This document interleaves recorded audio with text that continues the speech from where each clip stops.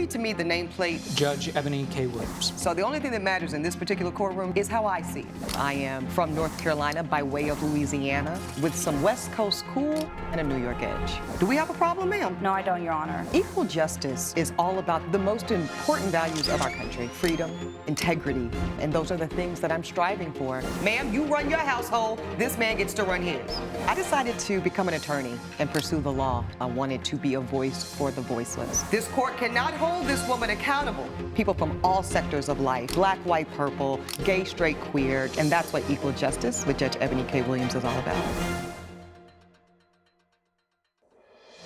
Caroline Mercer claims her daughter was thrown off her horse because it was not properly trained. Ethan Kamaka says the plaintiff pushed for the teen to ride before the horse completed the training program. Okay, ladies and gentlemen, I've got Caroline Mercer here as my plaintiff and Ethan, is it Kamaka? Yes, ma'am. Okay, as my defendant. Ms. Mercer, you are suing Mr. Kamaka for $7,850, sizable amount here. You're saying breach of contract. What brings you to court, ma'am? So I feel that Mr. Kamaka did not properly train the horse that I expected him to train. For my daughter's 13th birthday, she came to me and said that she wanted to learn how to ride a horse and do jumping competitions, things like that. And so we agreed that we would start looking for horses and such. Sure. One day I was in a local bakery chatting with one of my friends about it, kind of discussing like what we were looking for kind of in a horse. Mr. Kamaka came up and said that kind of what I should be looking for, things like that, and it was kind of gibberish, and gave me his business card. Then my daughter and I both proceeded to go online and look at different types of horses. Yep.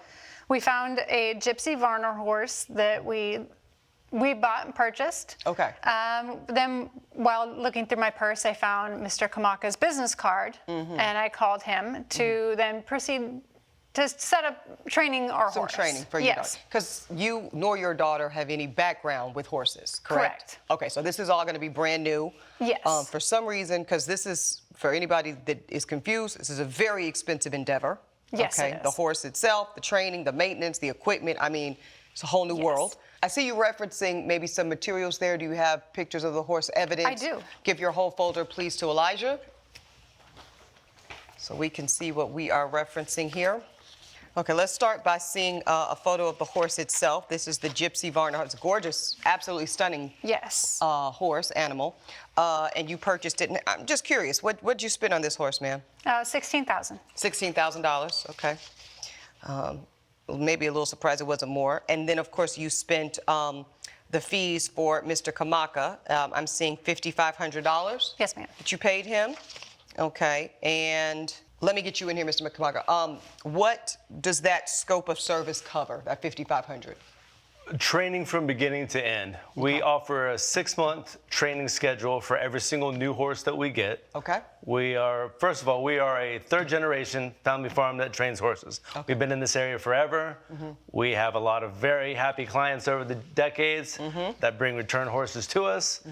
And we offer the same to each client regardless of who they are. Okay, and to be clear, you're training the horse. Correct. Not her daughter. No, ma'am. You're training the horse. That is correct. Okay, and this is to ensure that the horse is safe? 100%. Okay. We have our thorough way that we go about doing every horse, depending on the breed, because they can be a little bit different, a little bit more temperamental, dependent upon. And that is part of where this discrepancy lies. Okay, so I was told that he could train the horse in 3 months. Who told you that? Mr. Kamaka. And you're disputing that, sir? Yes, ma'am. My paperwork here says that our training program for any horse is 6 months. Yes, ma'am. And she signed that as well. Okay, so let's look at this, because that's going to be very important here. The horse training agreement. When all else fails, we go to what we call 4 corners of the document, ladies and gentlemen. I'm looking at the horse training agreement. Talks about the specific horse that we're talking about, which is the Gypsy Vanner Cross. The horse was 4 years old. Training term. This is clause 3. The training program is offered at a flat rate program for up to 6 months of training. It does say, though, Mr. Kamaka, that the average expected training time is approximately 3 months, but it does say, however, horses develop at different rates, resulting in different times depending on the temperament, everything you said. So it sounds like both of you are acknowledging some ambiguity here, where it could be 6 months and you were relying on 3. Yes. And why is that, ma'am? Why would you want to rush the process? Because my daughter wanted to get into her events, and you know, You wanted to just fast track it. Okay. Yeah. I do see the flat rate is $550. You were paid that, correct? Yes, ma'am. Okay. And part of what you want in your suit is you want a full refund for what you paid him. Yes, and I want the reimbursement for the training that I had to then have more of. Okay. After we got the So you horse bought in back. another trainer. Yes. Coming up on Equal Justice. She came to me on a Friday under the guise of bringing it back on Monday because I explained to her that we were going to need to train it some more. And later, I was being stung by bees and I jumped into his pool as a safety precaution during one of my visits to his property. Okay. if you'll be in the Los Angeles area and want to bring your case to court, call 1-888-552-6878. This is Equal Justice. Equal Justice is back with the case of Caroline Mercer, who blames Ethan Kamaka for inadequate horse training. You contend that he did not complete the job. Yes, I feel it was faulty training. As soon as we got the horse back, my daughter took it out. She was on it for just a few minutes and got thrown off. She was traumatized. Oh, I do see where you have enlisted, quote, corrective horse training program. Yes. This was a 6-week program. You spent $2,350 on it, and you want him to pay for that too. Yes, ma'am. Okay. How long did you train the horse? Let's go with this. Roughly 3 months to the day. Okay. And then she took the horse away. Correct. She came to me on a Friday under the guise of bringing it back on Monday because I explained to her that we were going to need to train it some more. It is obviously her horse. She owns it. She paid for it. I said, as long as you can bring it back Monday, or I can send over one of my helpers to pick it up, but it needs to come back here on Monday to do more training. On top of that, I asked her if I could be on her property Saturday when she took her daughter out on the horse for the first time. And why did you want to ensure that? So I could make sure that everything was going right and that Because she you're did saying the horse training wasn't complete. Correct. Okay. Are you hearing him, ma'am? Yes, but he was told to me that the training was complete and that it was ready for my daughter. So somebody's lying. Because this man just told this court that he told you on no uncertain terms, the training's not complete, bring the horse back on Monday, and I need to be there when she rides on Saturday, and you're saying that that is not what you heard. Agreed. Why would he lie about it, ma'am? Because he got his money and I feel like he was just done. But he's telling the court he's not asking you for more money. You're saying that if she bought the horse tomorrow, would you complete the training? Yes, ma'am, of course. Okay, so yeah, you're not really convincing the court, Ms. Mercer, why he would be incentivized, because he already got his money. His money is the same whether it's 6 months or 3 months, per the contract. You understand that? Yes, ma'am. I'm unclear as to why you wouldn't want the horse to complete the full 6-month program. After my daughter was thrown off, I didn't trust taking the horse back to him because he said that the horse was fully trained. And so Did you say that, sir? Again, no, ma'am, I did not. I didn't have faith in his continued training capabilities. Okay. Hence why I brought in the supplemental. Where did you correct. find this supplemental trainer, ma'am?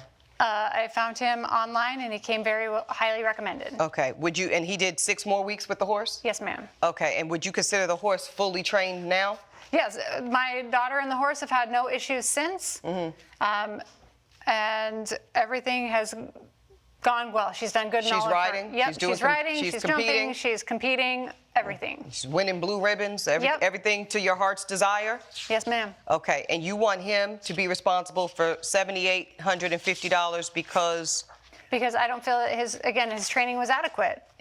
But he's telling the court that he's not disagreeing with you, right? He's not saying that the training was complete. It sounds like this is where I think y'all's hairs got crossed, so to speak. It sounds like he's being clear, ma'am.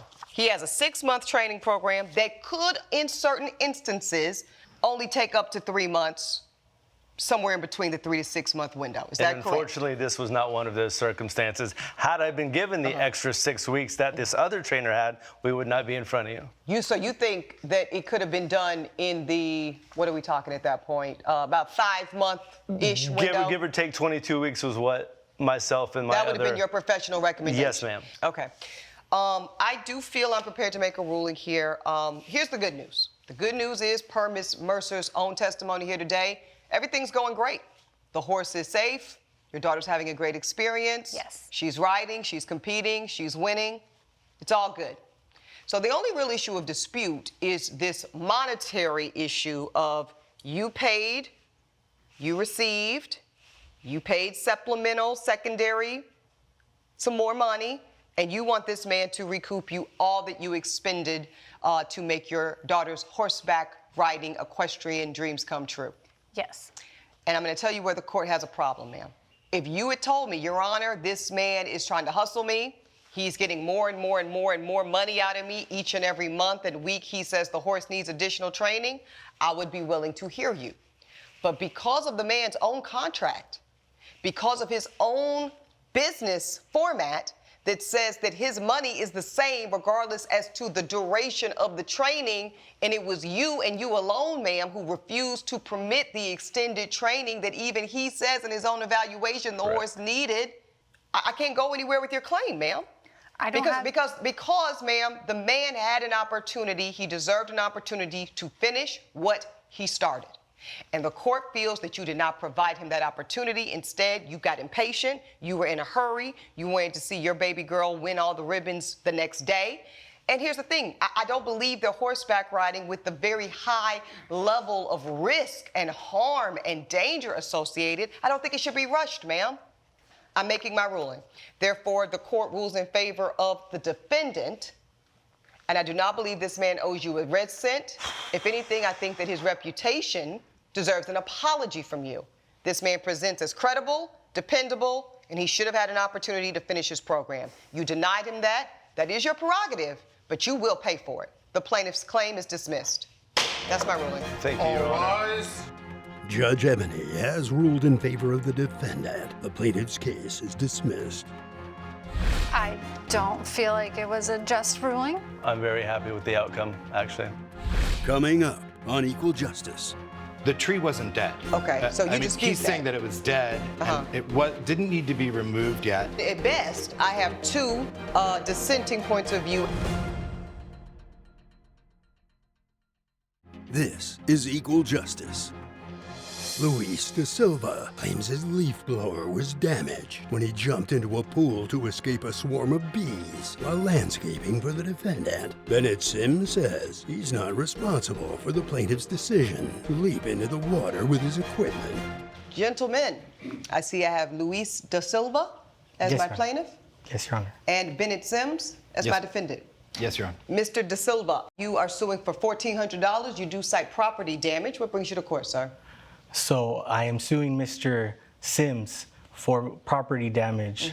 I was being stung by bees and I jumped into his pool as a safety precaution during one of my visits to his property. Okay. Talk to me about how you know Mr. Sims and what were you doing on his property? Well, he hired me about 2 years ago. Okay. I was working for him for about a year before he decided I was only gonna work for him no longer on a weekly basis, Okay. but more so for 5-6 weeks at a time. Okay. And what services were you performing? Landscaping, I was taking care of, his lawn, his hedges. Okay. So you were doing lawn care for Yes. the defendant. Let me ask you, Mr. Sims, did you hire someone else to take up the slack or did you just reduce your lawn care? I did not hire anyone to take up the slack. It's not a big property. Okay. And I was having a little trouble at the time with Financially? work. Yeah. Okay. And so that was the reason So to you need to cut reducing. some expenses. Yes, ma'am. Okay. So, Mr. Dasilva, you start doing the every 5 to 6 week care, and that was going fine until what happened? So this dead tree that I told him about 6 months ago, I told him that it was a hazard. I told him $300 approximately to take this. To remove. He said that was too expensive. You did not He want me didn't to want take to care of address it. it. Coming up on Equal Justice. I jump into the pool. That's the first thing that I think of. What can I do to get these bees off me? I jump into the pool for my safety. Okay. And where's the leaf blower with all of this, Mr. Dasilva? It was on my person. This is Equal Justice. Equal Justice is back with the case of Luis Dasilva, who is fighting with Bennett Sims over a waterlogged leaf blower. Did he say something to you, Mr. Sims, about a tree that needed to be removed? He mentioned it, yes. Okay, and yes. he said $300. The tree wasn't dead. Okay, so you I mean, dispute he's saying that it was dead, and it didn't need to be removed yet. At best, I have two dissenting points of view as to what should have been done with the tree. Ultimately, what happened, sir? He goes back into his house. Yep. And as he goes back into his house, I start feeling some pain down my legs. And I look and I see a bunch of bees stinging me. And where are these bees coming from? The bees were coming from this dead tree that I told Mr. This over here? Yes, the dead tree that I told, well, Him I to advised take care Mr. of. Sims to take care of. And he did not take months care ago, of it. And he didn't take care of it. And the bees, as you predicted, were residing within it. They were residing in it. I could not survey because he needed me out from the property at 3 o'clock, so I was rushed. Okay. At this point, I jump into the pool. That's the first thing that I think of. What can I do to get these bees off me? I jump into the pool for my safety. Okay, and where's the leaf blower with all of this, Mr. Dasilva? It was on my person. And your argument to that, Mr. Sims? My argument to that is that the landscaper, Mr. Dasilva, is experienced and professional and responsible for his own behavior. Yeah, He's but he told you what to responsible- do, sir. He told you what to do. You didn't do it. Now, I understand. You said you didn't do it because you couldn't afford to do it. But do you understand that sometimes, and this is actually for everybody listening, sometimes when we kind of kick the proverbial financial can down the road because we can't quite afford to do the thing right then, it ends up costing us more in the delay than it would have cost if we had just addressed it on the front end. Judge Eboni's verdict when equal justice returns. This is Equal Justice. Before I make my ruling, I do see this text message. Hi, Bennett, I finished the job this afternoon. One thing, if you want me to get rid of that tree by the hedges, I can definitely handle it. Notice that it's completely dead. That's what he told you. You say, how much would that set me back? He says a tree of that size would be roughly $300. Oh, wow, nah, that's too much. Understood. Okay, that's exactly what I needed. I'm ready to make my ruling. Mr. Sims, I get it. You're a businessman. Sometimes business is up, sometimes it's down. You described to the court with transparency that you've had some downtimes in your business that has afforded you to have to do some fiscal cutbacks. But sometimes, again, when we're trying to rob Peter to pay Paul, make the business work, we end up cutting expenses that come back to end up being more exorbitant on the back end. And that's what we have here today. I think you should have taken care of the tree when Mr. Dasilva told you to. It would have only cost you $300, and now look at you, because today I'm ruling in favor of the plaintiff. You owe this man for his equipment $1,400 to the plaintiff. Thank you, Your Honor. All rise. Judge Eboni has ruled in favor of the plaintiff. The defendant is ordered to pay $1,400. Any final thoughts? I will gladly still take that tree off and work for you anytime you want. Any final thoughts, sir? I'll take that phone call. Okay. You've had your day in court. Please grab your belongings. Follow me.